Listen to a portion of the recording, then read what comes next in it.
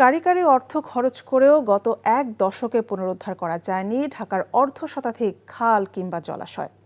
দখল দূষণে এখন প্রায় অদৃশ্য হওয়ার পথে খালের সীমানা। বিশাল আয়োজন করে খাল উদ্ধারের প্রতিশ্রুতি দিয়েও সফল হতে পারেনি ঢাকার দুই নগর প্রশাসন। এবার বিএনপি সরকারের অন্যতম এজেন্ডা খাল উদ্ধারের দিকে তাকিয়ে বিশ্লেষকরা। তারা বলছেন বাস্তবভিত্তিক পরিকল্পনা ছাড়া সুফল মিলবে না এবারও। নাজিবুর রহমানের ৩ পর্বের ধারাবাহিক প্রতিবেদনের আজ দেখুন দ্বিতীয় পর্ব। ছবি তুলেছেন জহিরুল ইসলাম।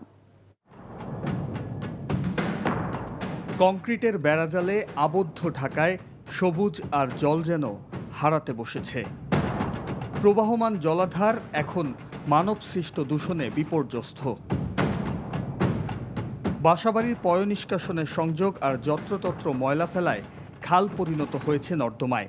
সেখানে চাষাবাদ হচ্ছে নানা রোগ ব্যাধিরও। তার সাথে ভূমিক্ষেকো দস্যুদের গ্রাস খালকে করেছে সংকুচিত আর অদৃশ্য। ৮০ দশকেও এ জলাধার ছিল প্রবাহমান, ছিল এ অঞ্চলের মানুষের যোগাযোগের অন্যতম পথ।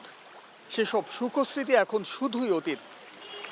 দখল, বর্জ্য ও অব্যবস্থাপনায় কয়েকশো ফিট চওড়া খাল সময়ের সাথে এখন ২ অঙ্কের ঘরে পৌঁছেছে।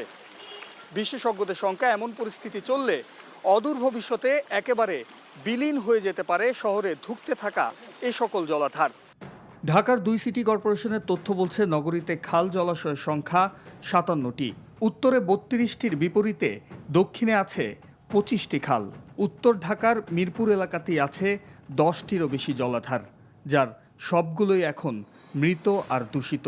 পানি প্রবাহ না থাকায় মিরপুর ও তার আশপাশের এলাকায় বর্ষা এলেই তৈরি হয় জলজট। উত্তরের আরও ১০টির বেশি এলাকায়ও একই অবস্থা। দক্ষিণের মান্ডা, জিরানি খালের এমন দূষণের প্রভাব পড়ে অন্তত ৭টিরও বেশি এলাকায়, যার স্থায়ী সমাধান নেই কোনো সংস্থার কাছেই। এসব খাল পুনরুদ্ধারে নগর প্রশাসন যেমনি ক্লান্ত, তেমনি সরকারি অর্থ খরচ করেও নাগরিক প্রশান্তি আসেনি। ২ সিটি গত ৪ অর্থ বছরে প্রায় ৩০০ কোটি টাকা খরচ করেছে খাল রক্ষণাবেক্ষণে। অর্থের অপচয় হয়েছে, খালের ময়লা উদ্ধার করার চেষ্টা করেছে, কিন্তু একটি খালও এই অর্থ ব্যয়ের কারণে উদ্ধার করে ধরে রাখা যায় না।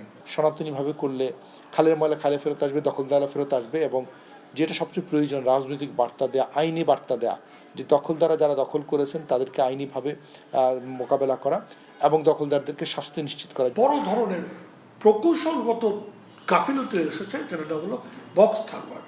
এর ফলে আমরা সামগ্রিকভাবে উপকৃত না হলেও সাময়িক উপকার পেয়েছিলাম। এইভাবে বক্স কালভার্টের উপর একটা রাস্তা পাওয়া যায়, কিন্তু এর ফলে যেটা হলো চোখের আড়াল করার কারণে সমস্ত জলের ধারার যোগাযোগ চরমভাবে বিচ্ছিন্ন। কোনো অবস্থাতেই খালের মধ্যে একটা ময়লাও আমরা শুধু তো আমরা অ্যালাউ করবো না, বরঞ্চ যারা ফেলবে এটাকে বড় আকারের অপরাধ হিসেবে চিহ্নিত করে তাদেরকে শাস্তির আওতায় আনা।